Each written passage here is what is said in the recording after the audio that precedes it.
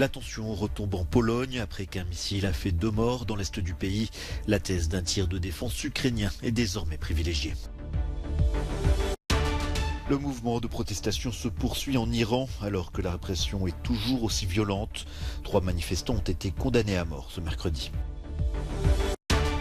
En voile, le Français Charles Caudrelier remporte la route du Rhum. Après 6 jours, 19h47 en mer, il pulvérise le précédent record. Une minute de silence qui fait suite à de longs moments d'angoisse et la crainte du pire. Le Parlement polonais a honoré la mémoire des 2 victimes du missile qui a frappé la ville de Perchevodo, près de la frontière ukrainienne ce mardi.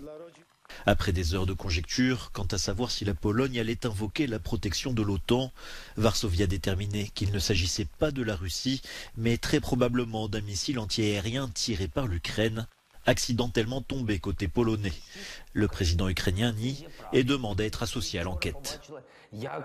Je n'ai aucun doute sur le rapport que m'a fait le commandant des forces aériennes, ainsi que le commandant en chef dans la soirée. Je n'ai aucun doute sur le fait qu'il ne s'agissait pas de notre missile, mais d'un tir de missile russe.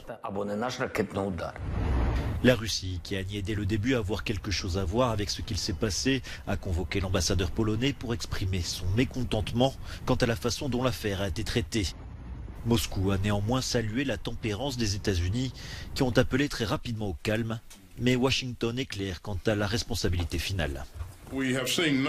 Nous n'avons rien vu qui contredise l'évaluation préliminaire du président Duda, selon laquelle cette explosion est très probablement le résultat d'un missile de défense aérienne ukrainien qui a malheureusement atterri en Pologne. Et quelles que soient les conclusions finales, le monde sait que la Russie porte la responsabilité ultime de cet incident.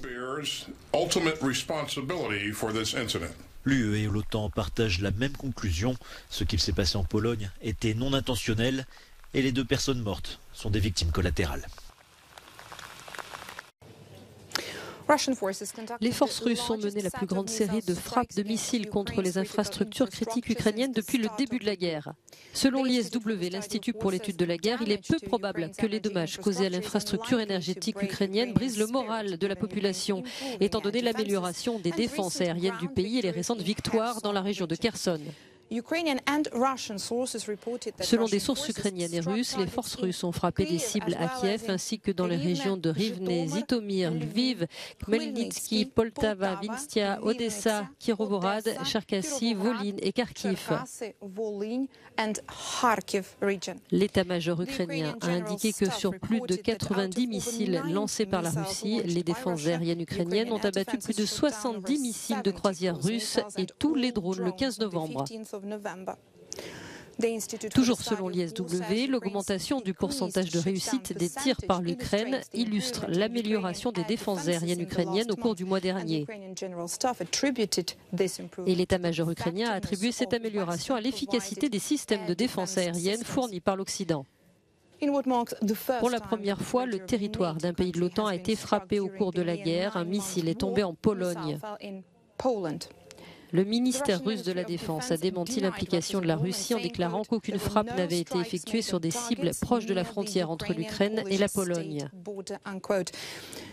Reste que la Russie a bien visé Kovel, dans la région de Volyn, et que, selon le chef de l'administration militaire de la région de Lviv, Maxime Kozatsky, les forces ukrainiennes ont abattu la plupart des 13 missiles tirés par la Russie sur la région occidentale de Lviv. Selon l'ISW, les forces russes épuisent considérablement leur stock de systèmes d'armes de haute précision et devront probablement ralentir le rythme de leur campagne contre les infrastructures ukrainiennes critiques.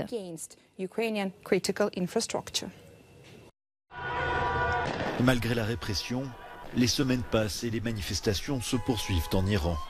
Dans la nuit de mardi à mercredi, des milliers de personnes ont ainsi défilé dans les rues de la capitale Téhéran et dans d'autres villes du pays. On se battra, on mourra et on récupérera l'Iran. Un cri de ralliement qui ne laisse aucun doute quant à leur détermination. Face à eux, le pouvoir des mollahs entend ne montrer aucun signe de faiblesse. Ce mercredi, 3 nouvelles condamnations à mort ont été prononcées à l'encontre de manifestants, portant à 5 le nombre de condamnations à mort depuis dimanche. Le mouvement déclenché par la mort de Mahsa Amini, jeune femme de 22 ans d'origine kurde, a débuté il y a plus de 2 mois. Au moins 342 manifestants ont été tués depuis, selon un nouveau bilan d'une ONG de défense des droits de l'homme basée en Norvège. 15 000 personnes ont été arrêtées, un chiffre démenti par Téhéran. Un changement constitutionnel aux nombreuses implications pour la Suède. Le Parlement suédois a approuvé par 278 voix sur 349 un amendement à la Constitution qui lui permet de renforcer ses lois antiterroristes. Il vise à limiter la liberté d'association quand, je cite, un groupe se réclame du terrorisme ou le soutient. Cet amendement intervient alors que la Turquie bloque toujours l'adhésion de la Suède à l'OTAN. Ankara accuse Stockholm, mais aussi la Finlande, de servir de refuge à des militants proches du PKK, organisation considérée comme terroriste par l'Union européenne et les États-Unis. Il y a tout juste une semaine, le nouveau Premier ministre suédois rencontrait le président turc Recep Tayyip Erdogan à Ankara. Ulf Kristersson avait promis de répondre aux inquiétudes exprimées par la Turquie dans sa lutte contre le terrorisme. Pendant des années, la Suède a fait la sourde oreille aux plaintes turques, mais tout a changé après l'invasion de l'Ukraine par la Russie. La Suède et la Finlande ont rompu avec leur neutralité traditionnelle et demandé à devenir membres de l'OTAN, ce qui nécessite l'approbation unanime de ses membres. La Bulgarie, la Croatie et la Roumanie sont prêtes pour rejoindre l'espace Schengen. La Commission européenne souligne dans une communication présentée mercredi que les 3 pays membres de l'Union remplissent tous les critères pour accéder à la zone de libre circulation des personnes en Europe. Toutes les 3, la Bulgarie, la Roumanie et la Croatie, sont prêtes pour l'espace Schengen. Et la Bulgarie et la Roumanie ont invité la Commission pour une mission volontaire de vérification avec 17 États membres et nos agences. Et la Commission, bien sûr, au cours de cette mission, a analysé dans le détail les 2 pays. Et nous avons estimé que oui, ils sont prêts. Et ils ont vraiment progressé dans la façon dont ils traitent et dont ils respectent leurs critères de Schengen. Ces domaines concernent principalement le renforcement des contrôles aux frontières et une meilleure coopération policière internationale.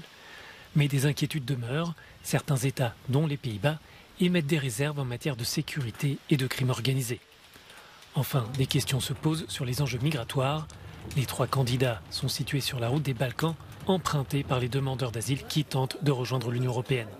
Pour la commissaire en charge des affaires intérieures, ce n'est pas un problème. Il est clair que d'avoir ces 3 pays hors de l'espace Schengen n'a pas réglé le problème. A-t-il permis de faire face au nombre croissant d'arrivées irrégulières via la route des Balkans occidentaux? Des mesures sont-elles nécessaires? C'est là que nous avons tendu la main aux partenaires des Balkans occidentaux pour qu'ils s'alignent sur notre politique en matière de visa. Et nous constatons déjà que la Serbie commence à s'aligner sur celle-ci et c'est important. La décision définitive doit être prise le mois prochain par les États membres à l'unanimité. L'espace Schengen compte 22 pays membres de l'Union ainsi que 4 pays européens associés. Il représente 420 millions d'habitants, soit la plus grande zone au monde de libre circulation des personnes. C'était un rêve d'enfant pour ce marin chevronné. Charles Caudrelier remporte la route du Rhum. Le navigateur français a franchi la ligne très tôt ce mercredi matin à Pointe-à-Pitre. Après 6 jours, 19 heures et 47 minutes en mer, il pulvérise de près d'1 jour le record de la traversée détenue par Francis Joyon en 2018. Une arrivée en Guadeloupe endeuillée par l'accident d'un bateau suiveur qui a fait au moins 2 morts. C'était une course que je voulais faire depuis très longtemps, j'ai jamais pu la faire. Et je crois que j'ai mis tout ce que je savais faire dans cette course pour la gagner face à un concurrent qui est redoutable, qui a été François, sur qui arrive bientôt et qui m'a mené la vie dure. Et je crois qu'on a donné une intensité en solitaire que j'aurais même pas imaginé pouvoir mettre sur cette course. Le skipper partait favori à la barre du Maxi Edmond de Rothschild, premier bateau entièrement conçu pour voler au-dessus de l'eau grâce à des foils et considéré comme le maxi trimaran le plus abouti de la flotte. Et dès le coup de canon mercredi dernier à Saint-Malo, Charles Caudrelier a pris les commandes, une course sans erreur malgré les assauts de ses principaux concurrents, François Gabard, deuxième, et Thomas Cauville. Charles Caudrelier, bardé de trophées en équipage avec notamment 3 Transat Jacques Vabre et 2 Volvo Ocean Race, n'avait jamais pris le départ de la mythique transatlantique en solitaire. Pour sa première participation, il décroche le Graal.